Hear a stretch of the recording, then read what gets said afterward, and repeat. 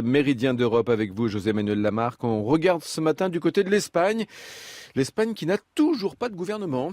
Rappelons que les élections législatives ont eu lieu le 20 décembre dernier, scrutin à un tour à la proportionnelle. Avec nous ce matin, Juanjo Chedourado, journaliste espagnol. Juanjo, si l'Espagne politique cafouille, le mot est faible, l'Espagne économique commence à sortir un peu la tête de l'eau. L'économie, elle marche mieux qu'elle ne le marchait en 2008 ou en 2011 quand le Parti populaire conservateur est arrivé, puisqu'il y a eu beaucoup de réformes qui ont été faites en Espagne, qu'on soit ou pas d'accord avec elles, puisqu'il y a eu aussi beaucoup de manifestations contre ces réformes. Mais c'est vrai que l'année 2015 notamment a été une bonne année entre guillemets pour l'Espagne, puisqu'il y a eu de la croissance, de la création nette d'emplois, même si le chômage reste quand même très élevé en Espagne.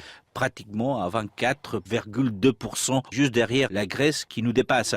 Et puis aussi parce que l'Espagne, on voit que la situation politique étant compliquée en Espagne, c'est le moins qu'on puisse dire, on voit que les investisseurs étrangers continuent à s'intéresser à l'Espagne. Il y a quelques jours, l'Espagne a mis sur les marchés de la dette à 30 ans et elle a largement dépassé les expectatives. Donc, elle vend sa dette sans aucun problème encore sur les marchés mondiaux. Donc, effectivement, l'économie va mieux qu'il y a quelques années.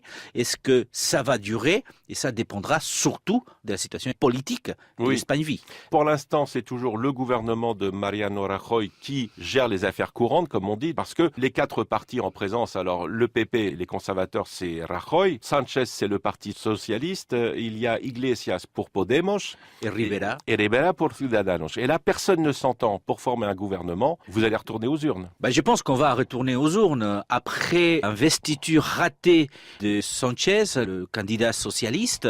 Maintenant, on a 2 mois, donc il faut aller jusqu'au 2 mai. S'il n'y a pas de président le 2 mai... Le président du Conseil, c'est-à-dire le Premier ministre. Des premiers ministres, le président de Cortés, de l'Assemblée nationale espagnole, proposera au roi de dissoudre les Cortés et de convoquer des nouvelles élections. Donc normalement, le 3 mai, il devrait y avoir une convocation d'élections pour le 26 juin prochain, c'est-à-dire 6 mois après les premières élections, 6 mois pendant lesquels l'Espagne a été gouvernée par un gouvernement qui gère, comme vous dites, les affaires courantes. C'est tout. Et pour vous, Juanjo Chedourado, si l'Espagne retourne aux urnes pour le mois de juin, est-ce que enfin ils vont trouver une solution? Ce que souhaitent les Espagnols, c'est qu'on trouve une solution.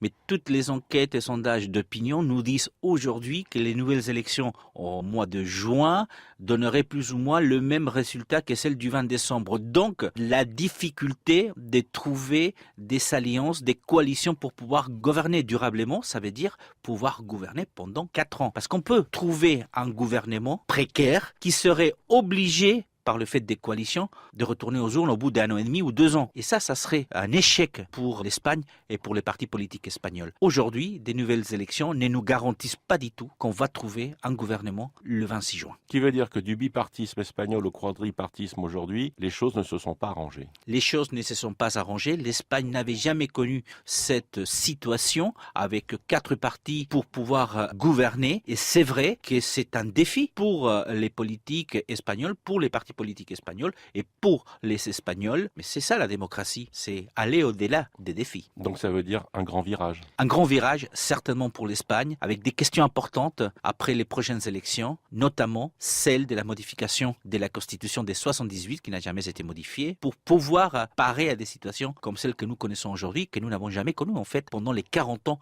que cette Constitution a.